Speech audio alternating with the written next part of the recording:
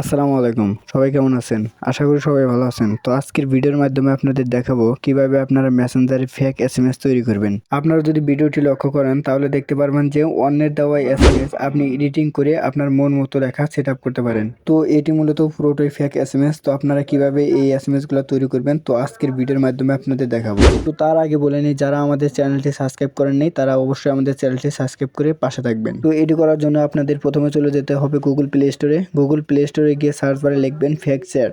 তো এটা লেখার পর আপনারা দেখতে পারবেন যে প্রথম যে অ্যাপ্লিকেশনটি শো করতেছে। তো আপনারা এই অ্যাপ্লিকেশনের লোগোটি আপনারা ভালোভাবে দেখে নেন।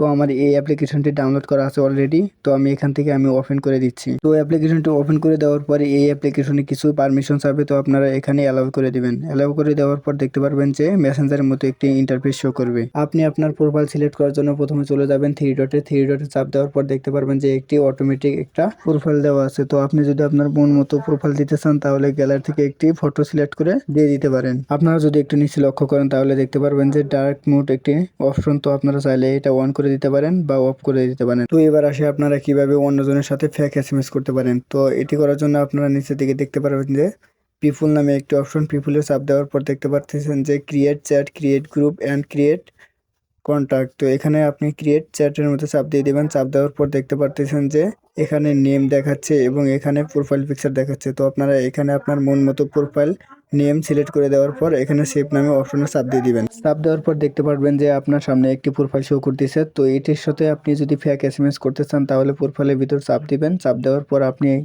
পর আপনি হাই লিখে প্রথমে সেন্ড করে দিবেন। সেন্ড করার পর দেখতে পাচ্ছেন যে দুইটি অপশন। তো প্রথমটা হচ্ছে সেন্ড, তারপরে হচ্ছে রিসিভ। তো আপনি যদি পাঠাতে চান তাহলে দিতে হবে সেন্ডে, আর যদি রিসিভ করতে চান তাহলে আপনাকে রিসিভ বাটনে চাপ দিতে হবে। তো আমি যেহেতু সেন্ড করতে চাচ্ছি এই পাশ থেকে, তো আমি এখানে সেন্ড অপশনে চাপ দিয়ে দিচ্ছি। তারপর আপনি যদি হ্যালো লিখে আপনি রিসিভ অপশনে চাপ দেন তাহলে দেখতে পারবেন যে ওই পাশ থেকে আপনাকে এসএমএস পাঠানো হয়েছে। তো আজকের ভিডিওটি আপনাদের মাঝে কেমন লাগছে তো আপনারা অবশ্যই কমেন্টে জানাবেন। যারা আমাদের চ্যানেলটি সাবস্ক্রাইব করেনি তারা আমাদের চ্যানেলটি অবশ্যই সাবস্ক্রাইব করে পাশে থাকবেন। ধন্যবাদ।